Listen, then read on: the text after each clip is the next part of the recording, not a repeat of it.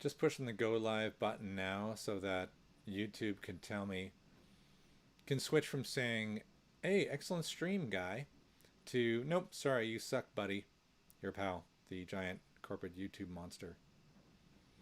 But that's what it did last time. I started broadcasting and it was like I was running it in kind of preview mode for about 10 minutes and it was just like, oh yeah, you're good, man. Go live. And then I was like, then as soon as it kicked off, it was dead. Hey, man, this is so far so good, seeming to be okay. It even says I have a viewer, but that viewer might actually be me watching on another browser. Hey, let's get things moving. The clock says 5 p.m. This is the Live at 5 after work drink with Steve. My name's Steve Jaguar. This is BeerNative Beer Review, and I'm going to be reviewing live Sweet Temptation, a chocolate caramel stout from Vocation and Brew York. And if you're unfamiliar with either of those breweries, if you live in the UK, you're probably not unfamiliar with those breweries. However, let's take a look at these two and flip over to the review. All right. This is Vocation's site. As you can see, it's sold out. Ooh, in demand, right? That sounds good, doesn't it? I don't know if you could ever buy it there. I got this at Morrisons, so it's one of the modern kind of supermarket, I don't know what you'd call it, resurgence or rebellion or craft beer boom. They finally clued in after 10 years of great craft beer that maybe they should actually stock some. Hey, I'm not complaining about that, right?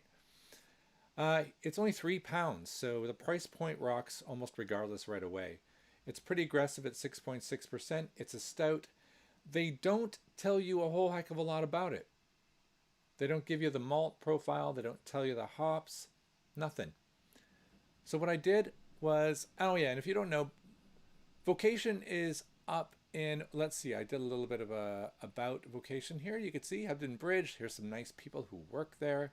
It's not that old relative to brew standards. Like if you think of some of the American breweries that are hundreds of years old, or the German breweries that are 700 years old kind of thing, craft beer, less than 10 years old. Its cohort in this was Brew York, and they didn't sell Sweet Temptation. You can't buy it there, so I guess Vocation kept the rights to selling it or marketing it. I don't know. It's just a brewery partnership, self-promotion. Cool. And they're right near each other. They're both in York. Vocation's just outside. Brew York's super cool because if you've not been to York, and you should because it's a very cool city, it's within the walls. So you can go there and you can just try lots of awesome beers. I totally recommend going there. York is, like, from a historic point of view, has been invaded and destroyed and invaded and destroyed and invaded. Well, if you watch the series Vikings, there's a real good bit there where it focuses around York. So do that and then go there. If you don't live in the UK, well, once the pandemic's over and you're flying through, hop on a train, head up to York, definitely do that. Very cool place. So I'm going to pop that back on that view. And I was talking about the ingredients. So a sweet caramel stout, they are saying that they put, let's take a look right there. Whoop. Oats, wheat, lactose. So the oats and the lactose, so they're going to make it kind of thick and awesome mouthfeel there, which I'm excited about that because I'm a sucker for that. The packaging is cool. So let me get it out of the fridge.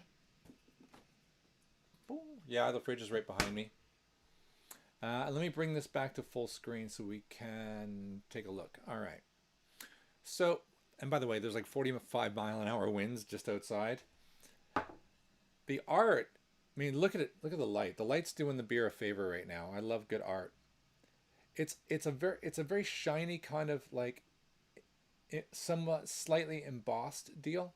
Hey, camera, focus.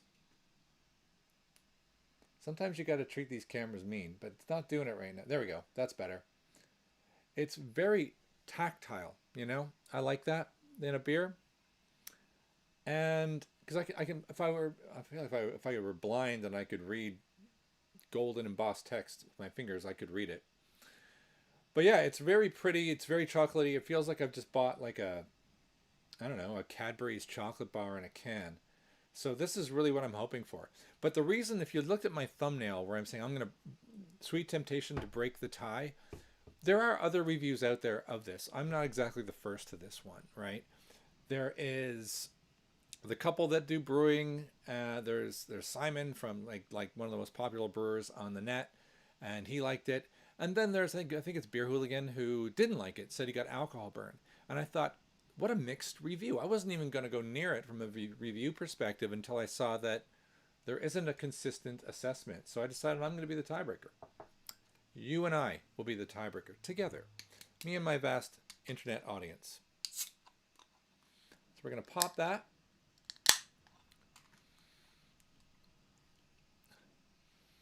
Give it a little smell. It smells like melted chocolate or like a cold hot chocolate. I guess that doesn't make any sense what I just said. A cold hot chocolate.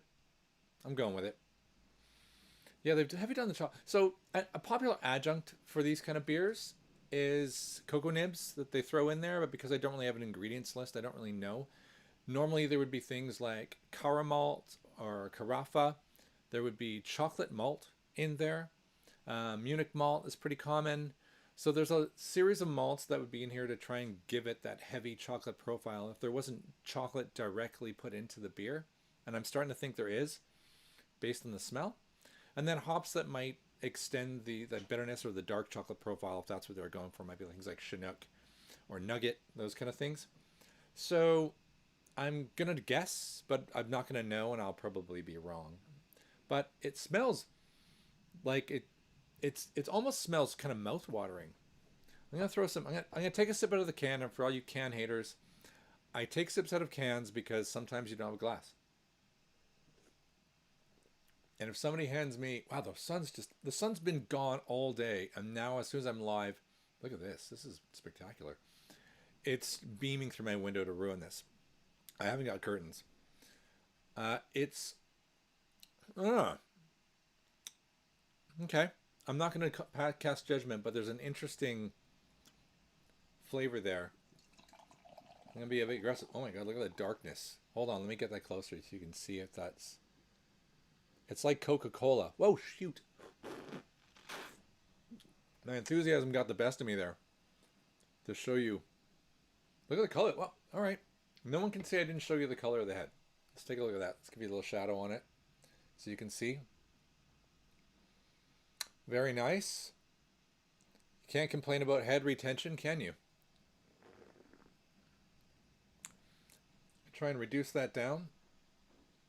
It's fading quick enough, let's say. It's fading quick enough. Let's give it a little bit of a sniffy. Well, if I were to give it accuracy points, which I'm going to, I would say smell-wise, it's smashing it because it just smells like I'm pouring melted chocolate into something. I don't think this can just be chocolate malt. It's just too correct. I would have thought for allergy reasons, they would have had to actually say if there was chocolate in it, right? They'd have to. Do they have to? What's funny about alcoholic drinks, unlike any other thing that's in the supermarket, and you'll notice this, is that there's no requirement to actually put the ingredients on the can. That seems ridiculous, doesn't it?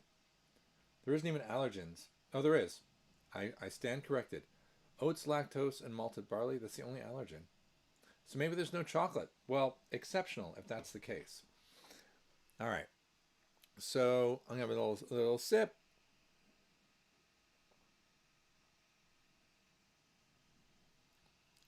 And let's swish around. So the can thing, no, it's still there. Interesting. All right, let's assess. There's definitely chocolate. Like, it's overwhelmingly chocolatey, which is good. It's what I wanted.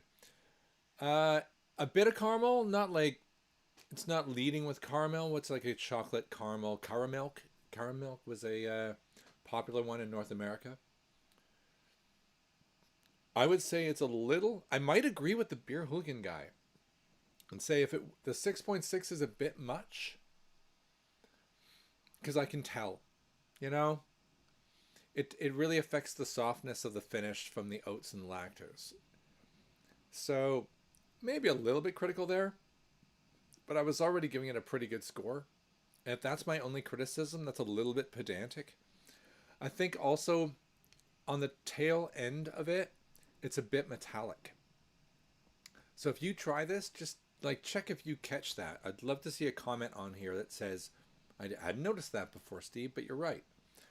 Which can happen, not intentionally, obviously, but it's there.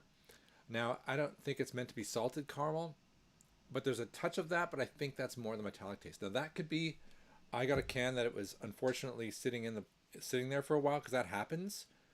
That could be nothing to do with the beer, and it's really quite sad. Let's check the date on it. It is, well, for those of you from Vocation watching, it's batch 649, but it's supposed to be shelf life until next year, so I think it's probably built in a little bit. It's just hanging around. One more sip and then I'm going to score it. There we go. By the way, somebody pointed out recently in a direct message that of all my reviews that I've done so far, I've never duplicated a t-shirt. I haven't gone back to check. So I'm wearing Godzilla, French Godzilla film today. There we go. Just speak French. Whoop, there we go.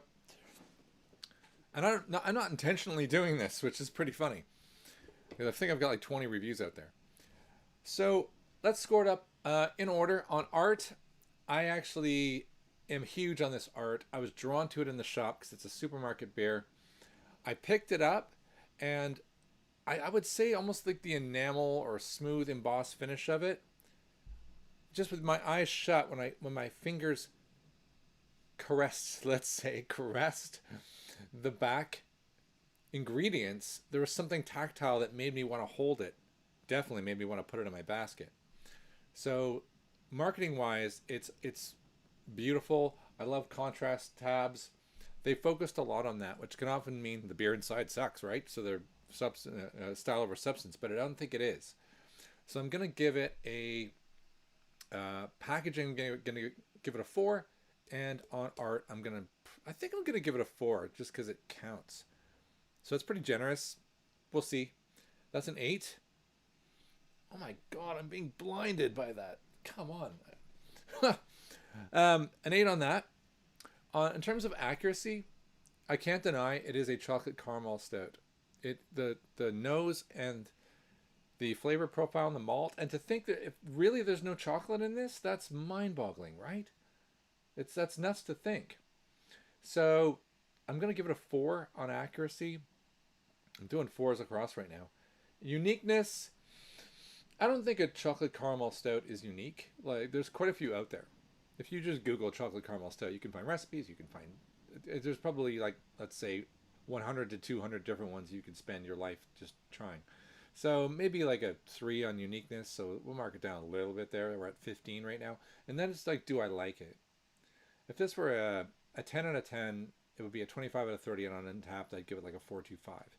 I don't think it's quite like 10 out of 10 for a chocolate caramel stout, kind of because of that metallic long taste I'm getting, which I'm not thrilled about. The good thing for the beer people is that I want to drink more, so I'll throw it back. The metallic taste is gone, and I just get this brilliant malty dark chocolate, a touch of coffee, probably unintentionally, but there could be that in there. But I think there's just always, if you get a dark chocolate sense to it, that's where you get a sense of coffee. Plus the visual, it looks like a nice sort of Italian coffee, right? So it might be mind over matter in this case. It's good.